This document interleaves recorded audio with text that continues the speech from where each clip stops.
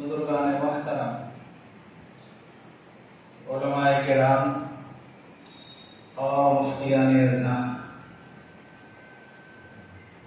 اللہ رب العزت کا بڑا کرم ہے، اس مالک کا لاکھ لاکھ شکر ہے کہ اس نے ہمیں ایمان کی نعمت سے مالا مال فرمایا۔ پھر اس کے بعد اللہ رب العزت کا برابر احسان اور انعامات ہمارے اوپر ہوتے رہتے ہیں کہ ہمیں اپنے دین کی خدمت کے لیے قبول کر لیا۔ دین کی جو بھی لائن ہو، چاہے امت کے لیے خدمت کی جائے، اللہ کے بندوں کے کام آ جائیں ہم، یا مدرسوں میں پڑھانا ہو، خانقاہوں میں لوگوں کا تزکیہ کرنا ہو، لوگوں کے دلوں کی اصلاح کرنی ہو، دعوت و تبلیغ کا شعبہ ہو، سب دین کے کام ہیں۔ ہر شعبے میں لگنا یہ بندہ اپنی طاقت سے کر ہی نہیں سکتا جب تک پیارے اللہ کی مہربانی، فضل اور کرم نہ ہو۔ اگر اللہ ہمیں دین کی خدمت کا موقع دیتا ہے تو ہمیں اس مالک کا بہت بہت شکر ادا کرنا چاہیے۔ دین کی خدمت کے لیے چند باتیں بہت ضروری ہیں۔ علماء کرام ہیں، مفتیان اعظام ہیں، سب جانتے ہیں اگر ہم دین کا کام کریں اور دین کے کام میں ذرا بھی کھوٹ ہو جائے تو سب برباد ہو جاتا ہے۔ اولیاء اللہ کی جو محنت ہوتی ہے، بزرگوں کی جو سب سے پہلے ان کے اصلاح کا طریقہ اور ابتدا کہہ لیجیے، وہ انما الاعمال بالنیات سے ہوتی ہے۔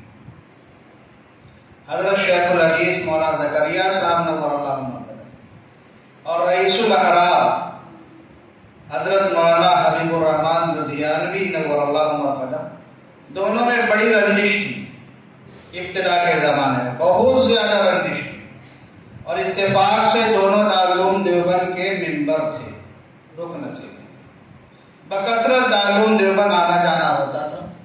رنجش اتنی زیادہ تھی کہ جب اراکین شورا جمع ہوتے تھے تو حضرت مولانا حبیب الرحمن لدھیانوی نور اللہ مرکز جب حضرت شیخ الحدیث مولانا زکریا صاحب نور اللہ مرکز کو دیکھتے تو فرماتے تھے اس بندے کا زمین پر رہنا بوجھ ہے،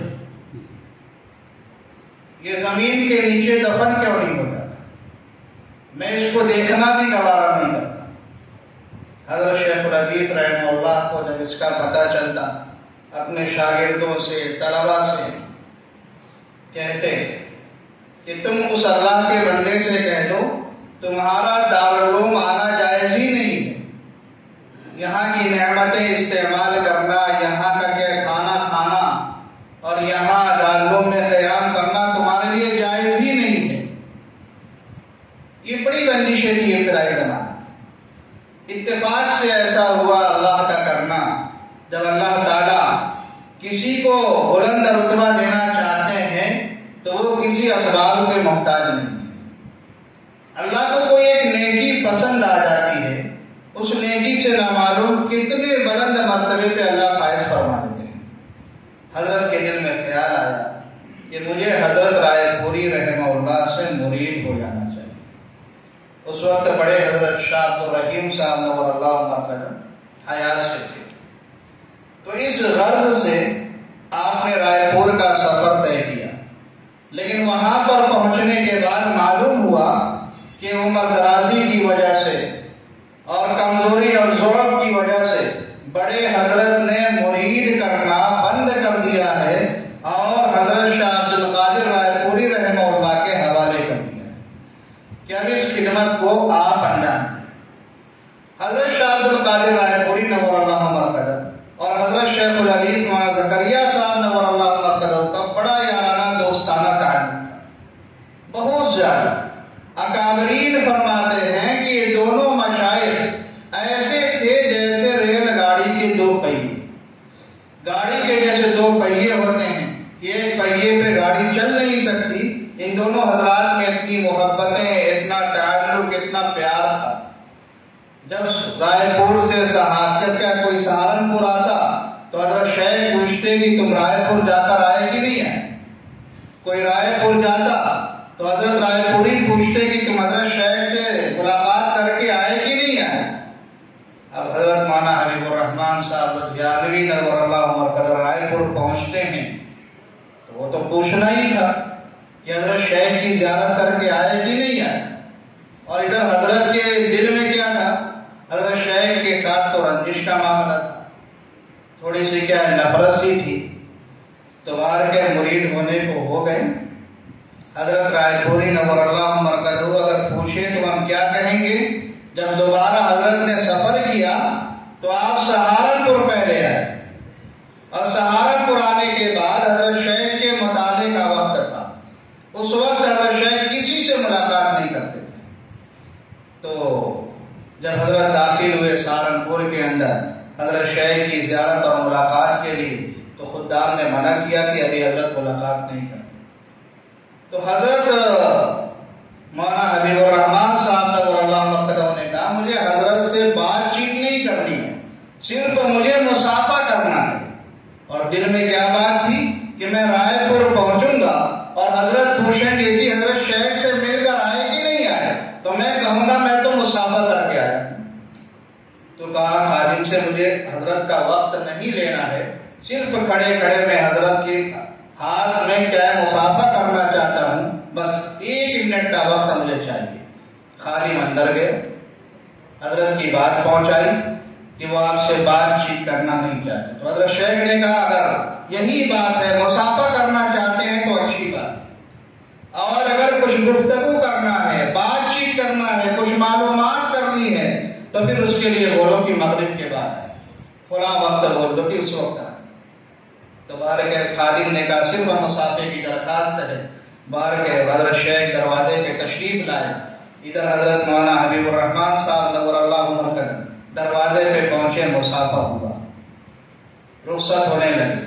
رخصت ہوتے ہوتے ایک بات حضرت نے درخواست کی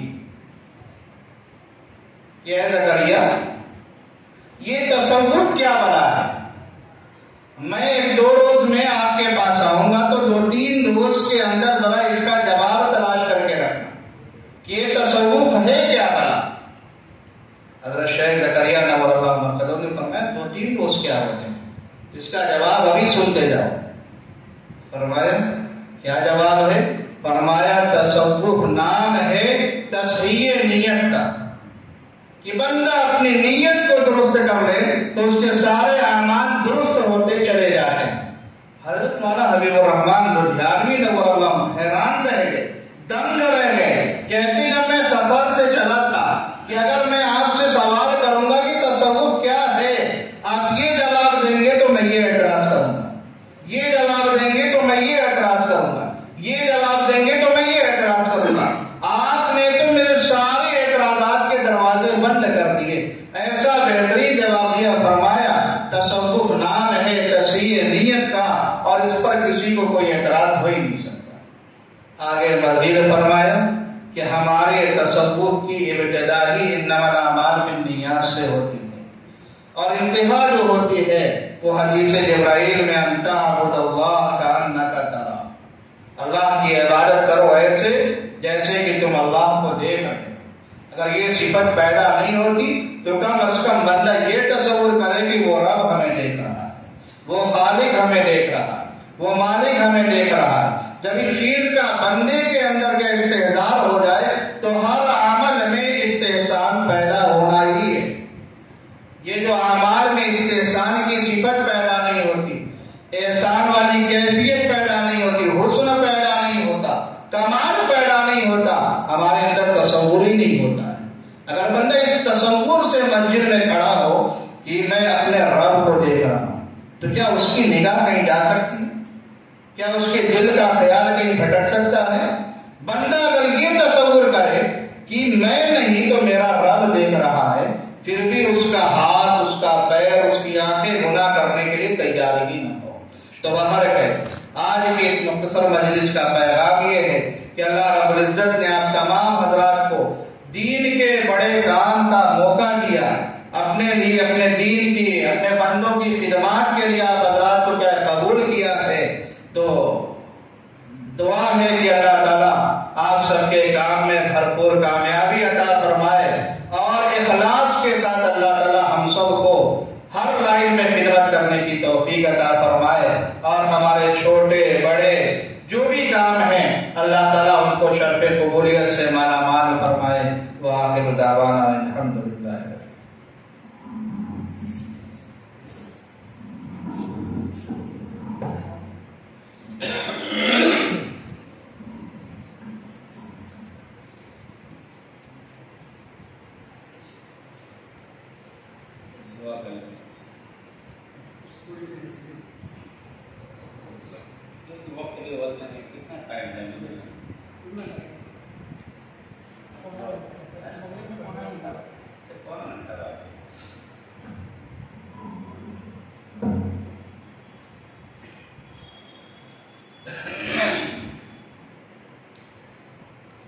الحمد لله كفى وسلام على عباده الذين اصطفى أما بعد فأعوذ بالله من الشيطان الرجيم بسم الله الرحمن الرحيم إن تنصروا الله ينصركم۔ بزرگان محترم، میرے پیارے بھائیوں، بزرگوں اور دوستوں، یہ بڑی سعادت مندی کی بات ہے۔ صرف آدمی عبادت کرے، گناہوں سے بچ جائے، بڑی سعادت ہے، لیکن اس سے بھی آگے بڑھ کر انسان اگر کامیابی چاہتا ہے تو انسان اللہ کی مدد کرے۔ ان تنصر اللہ، اللہ کے بندوں کی خدمت کرنا، اللہ کے بندوں کے لیے کسی معاملے میں کام آ جانا، یہ گویا رب الجلال خالق کائنات اللہ رب العالمین کی نصرت ہے۔ میرے پیارے بھائی، پھر اللہ تعالیٰ نے فرمایا کہ جب تم میرے بندوں کی مدد کرو گے تو گویا میری مدد کرو گے، اور جب تم میرے بندوں کی مدد کرو گے تو میں قدم قدم پہ تمہاری مدد کروں گا، ہر موقع پر تمہاری مدد کروں گا، تمہارے اپنے ذاتی معاملات میں بھی میں تمہاری نصرت کے ساتھ جو ہے میں تمہارا یہ فیصلہ کروں گا۔ اور اللہ تعالیٰ اپنے بندوں کی خدمت کی وجہ سے جب راضی ہو جاتے ہیں تو اللہ تبارک و تعالیٰ عمر میں برکت عطا فرماتے ہیں، خدمت کا جذبہ اور خدمت کا موقع عطا فرماتے ہیں، اور اللہ تعالیٰ اپنے محبوب مقبول بندوں میں شامل فرما لیتے ہیں، ولایت کا مقام عطا فرما دیتے ہیں۔ تو آپ لوگ جو یہ خدمت میں لگے ہوئے ہیں، اللہ کے مخلوق، انسانیت کی خدمت، اپنے ہوں غیر ہوں سب کی، یہ کوئی اللہ کی مدد ہے، بڑی سعادت کی بات ہے۔ اللہم زد فزد، اللہ تعالیٰ آپ لوگوں کی عمروں میں برکتیں عطا فرمائے، اور اس دین کی خدمت کے صلے میں اللہ تعالیٰ آپ لوگوں کو بھی، آپ کے اہل و عیال کو، آپ کے رفقا کو، آپ کے تمام خدام کو، آل اولاد کو، والدین کو اللہ تعالیٰ، اور ایک ایک مسلمان کو اللہ تعالیٰ اجر عظیم، اجر کریم، اجر جزیل، اجر کبیر کی دولت سے مالا مال فرمائے۔ آمین۔ ماشاءاللہ، بڑا دل خوش ہو رہا ہے کہ یہ معمولی خدمت ہے، اور ہم دعا کرتے ہیں، کرتے رہیں گے انشاءاللہ کہ اللہ تعالیٰ آپ لوگوں کے اندر اور ہمت عطا فرمائے، حوصلہ عطا فرمائے۔ اور جو یہ حالات چل رہے ہیں، دجال فتنے عام ہو چکے ہیں، انسان بالکل مایوسی کی طرف جا رہا ہے، ہرگز ایسا نہیں ہونا چاہیے۔ یہ حالات جو ہے یہ آتے ہیں ہمارے کام کو اور آگے بڑھانے کے لیے، اللہ تعالیٰ ہمیں نوازنا چاہتے ہیں، بلندیوں پر اللہ تعالیٰ ہمیں پہنچانا چاہتے ہیں۔ تو میرے پیارے بھائی، حالات سے ہمیں کبھی متاثر نہیں ہونا، حکمت کے ساتھ جو ہے ہمیں اپنے کام میں لگے رہنا ہے، ورنہ کام کا رکاوٹ بننے کے لیے شیاطین انسانی شکل میں جو ہے اپنے ایجنٹوں کو کھڑا کر دیں گے، حاسدین کو کھڑا کر دیں گے، اپنے کھڑے ہو جائیں گے، جو ظاہری طور پر دیندار ہیں، متقی کہلاتے ہیں، علماء کھڑے ہو جائیں گے۔ تو آپ کو حکمت کے ساتھ نہ کوئی جواب دینا ہے، اپنے کام میں لگے رہنا ہے۔ آپ یہ نہ سمجھیں جب آپ کوئی نیک کام کریں گے تو حالات آئیں گے، آپ یہ چاہیں کہ کوئی اونچا کام کریں اور کوئی حالات نہ آئے، یہ ہو نہیں سکتا۔ یہ تو گویا اگر حالات نہیں آتے تو کام اللہ کے یہاں مقبول نہیں ہے، ڈرنے کی بات۔ اور حالات آئیں، حالات کا ہمیں مقابلہ کرنا ہے، حالات پر ہمیں صبر کرنا ہے، ہمیں تھمنا ہے۔ آپ کو معلوم ہے شیطان اللہ کے بندوں کے لیے کتنی جدوجہد کرتا ہے۔ گزشتہ میں سابقہ میں ان کی عمریں بڑی طویل ہوتی تھی، کئی سو سال تک ان کو عمر ملتی تھی۔ شیاطین ایسا نہیں ہے کہ سال 2 سال 10 سال 20 سال تک جو ہے کسی کو جو ہے گمراہی کی طرف لے جانے کے لیے کوشاں ہو، 200 سال تک شیطان پیچھے پڑا رہا ہے۔ تو آپ بالکل کسی حالات سے متاثر ہو کر کے اگر ہم کام سے رک جائیں یا کم ہمت ہو جائیں تو گویا اخلاص میں کمی سمجھ میں نہیں آ رہی۔ تو بالکل ہمیں کام کرنا ہے، پوری زندگی کرنا ہے، استقامت کے ساتھ کرنا ہے، حالات کا مقابلہ کرتے ہوئے کرنا ہے۔